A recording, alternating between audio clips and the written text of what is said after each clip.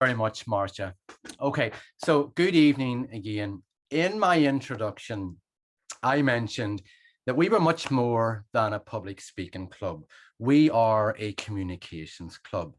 So that got me thinking, what kind of a communicator am I? And what kind of a communicator do people think I am? Are they the same? I don't know. So let's find out. Toastmaster, fellow Toastmasters, and most welcome guests. My name is Barry, and this is my speech about finding out what sort of a communicator I am. So I'm going to begin my speech with a quote from Brian Tracy. And Brian Tracy said that communication is pretty much just like learning to ride a bike or typing. The more effort that we put into it, the better we get, and it makes a massive difference in our life. Now, I don't think there's anybody here that would disagree with that because we're all here tonight to do that. But in order to find out what kind of a communicator I am, I need to first identify the different styles of communication to see which one most fits mine. And I'm going to talk about 4 different types tonight. And I'm also going to send them to you in the chat. And I want you to send back to me in the feedback afterwards to let me know which one you think I most closely resemble, and also which one you closely resemble as well. So I'm going to press that now in the chat. So have a think about that at the end. So the first one I'm going to discuss is direct style. Okay, so direct style. Now, the type of person who is direct, they're very methodical. They're very organized. They know what they're doing. They're confident. They often want to get things done really well. They want to be top. They want to be best. They want to be better than their colleagues. Okay. Now, they get frustrated very easily if things aren't going their well. They're the sort of people who want to rise to the top very quickly. Now, those aren't bad qualities. They'll go far, and many of them end up running a large company or something. But is that me? I don't think it is me, because I don't work in a corporate environment like that. I work in a sort of easygoing, creative environment. And there's no need for me to be really direct with my colleagues because we all get on very well together. But there are times that I am direct. When I'm organizing a golf trip with my best friend, I have to be super direct with him because it's the only way I know things are going to get done, and they're going to get done well. But on a day-to-day basis, and especially with being president of this club, I do not use the direct approach a lot. There are times where I may send a direct message to the committee, but that's often because I'm in a hurry or somebody hasn't answered a question. But to conclude on that point, I don't think I use the direct style. Number 2 is the initiating style. The initiating style is all about being sociable, being friendly, being spontaneous, being fun-loving. They want to get things done, but they want to get things done as working as part of a team. They want to keep a good vibe together. They want to communicate well, and they want to receive good feedback. They care about what people think of them. Is that me? Well, I think it is a bit. Yes, I do care what people think about me. I do want to be fun-loving. I do want things to go well. Looking back, though, perhaps I could have been less fun-loving in my career, but hey-ho, I've got this far. So far, I think that's the one that I most identify with. The third one, supportive. Okay, supportive, slightly different. They're very calm. They're very steady. They're very sincere, and they're very gentle. They don't like to make enemies. They don't like to cause fuss. They don't like to be up against people. And sometimes you have to be like that. Sometimes you will face difficulties with people, and sometimes you will have to come out and stick up for yourself. Now, thankfully, in the club, running this club, being president, I haven't had too many difficulties. I haven't pissed anybody off, I don't think. And I haven't had to deal with too many hard things. But if I have to, I will. I have to do it. I'm up for change. I'm up for doing things differently. So I think there's an element of me there as well. And of course, I have to be very supportive, because this is a supportive club and a supportive environment. It's not like the direct style environment that I talked about in the first point. So moving on to number 4, the final one, and that is analytical. Now, the analytical style is very precise. It's very thorough. It's very anal, as they say. And now, some of you may remember a month or two ago, I gave a speech about my role, my job. And my job is a very analytical job. I deal with very scientific, complex information about TV advertising claims. And I often have to give back complex feedback to my colleagues and the contacts I work with. Now, I work with a guy called Paul, and I really like Paul. Paul's a great guy, but he's one of the most analytical, anal people I have ever come across. And it's not just me that thinks that. My colleagues think that as well, and my contacts. Paul doesn't simplify things. He keeps them complicated. He doesn't even say, hi there, how was your weekend? Regards. He just gives the information out, and that's it. I don't do that. I follow up with a call to make sure people have understood and they know what the information that it is that I'm providing them with. So I think I'm supportive there. I think that works best. I don't think Paul's analytical style works best, but he gets away with it.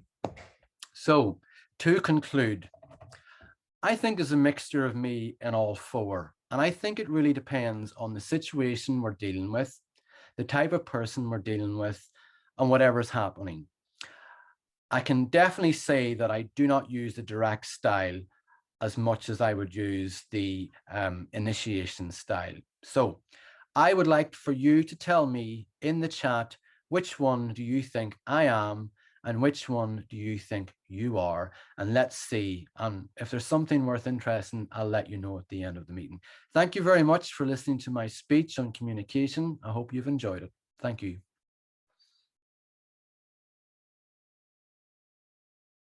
Moving on to Barry's speech. So firstly, what I'd like to begin with, what really stood out to me was the way Barry structured his speech. It was so clear and so easy to follow. He had a very clear introduction to explain what the speech was about, and also how he was going to progress with the speech. How there were 4 key points that he wanted to touch upon. So I thought that was a really, really, really effective way of setting the context of his speech.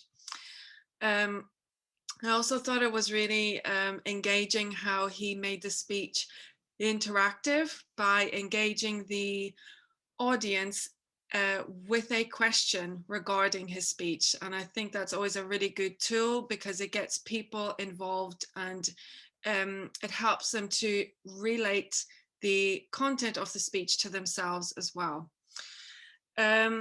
And I thought with the delivery of the speech, Barry did very well. I thought he had a really good vocal variety.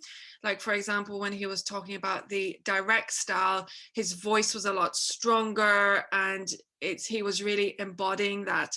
And I thought that made it very effective. He also used his hands very well to signpost key points of the speech, and just to bring more emphasis to what he's saying. And one of the points that he asked me to look out for was filler words. I don't think that I had noticed any there, so I thought he did really well on that.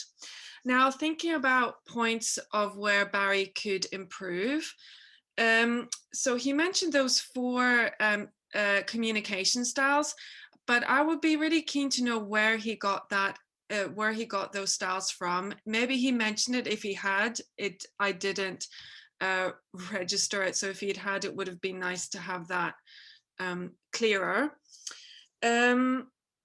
the other points were, I thought with the conclusion there was a missed opportunity, because he just ended with, okay, I hope you enjoyed my speech, blah blah blah.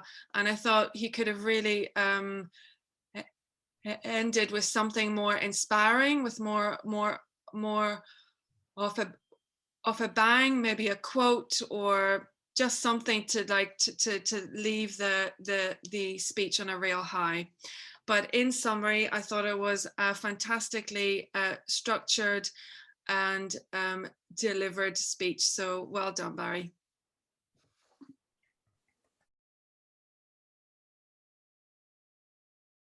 Well done, Eugene. Can I just say that is not a fix, by the way, because you're here tonight visiting us. So let's be clear about that. But no, well done. Very good answer. But well done to everybody. Some great answers there tonight. And well done again, Marcia, for doing Toastmaster. Done a top job, as I suspected. Okay, so now we've got to the end of the meeting, and I did say when I was doing my speech I would come back to you if there was anything interesting, any interesting observations with the feedback that I got. And there kind of was, because nobody said that I used the direct style in my my type of communication, so I'd agree with that. And then there was a mixture of numbers 2 and 3, which was initiating and supportive. So I would agree with that. In terms of what you all thought of your communication styles, again, it was a real mixture. But the one thing I did notice, there was only one person out of everybody that said that they used a mixture of direct styles. So what I've done is I have put in a PDF in the chat for you to download if you want to. And it's a really good PDF. It's from Toastmasters themselves. And it actually gives an overview of the 4 different types of communication that I talked about tonight. So that's where I got it from. I'll also put it in the WhatsApp group as well for the other group members that aren't here tonight. But for me, it was a really interesting exercise. I hope it was an interesting exercise for you and you got some value out of it. That's what we're here for sometimes, is to learn as well as, you know, take part in speeches and stuff. So anyway, moving on, as Eugene mentioned tonight, we have the humorous speech area contest taking part on the 6th of November. Now, we need to have somebody representing our club at that. So what I am saying now at this stage is, if you are interested in taking part in the humorous speech contest and representing King's speakers, have a think about it now. It's good fun. I won it 2 years ago and represented the club at it, and it was a really good experience and I enjoyed it. So if you're thinking about it, go for it. Why not? It's good fun. We also have the evaluation contest that night. Correct me if I'm wrong, Paul. Isn't that right? We have both on the same night, the humorous speech and the evaluation. Do we? I can't remember. You're on mute. No, it's the table topic contest. Table topics contest. Yeah. Okay. So yeah.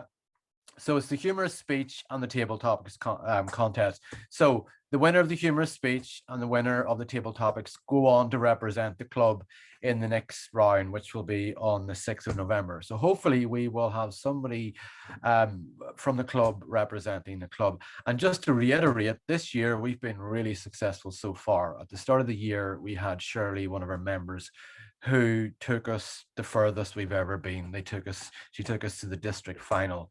So let's see if we can go one better this time. Who knows? So that's on the 6th of November.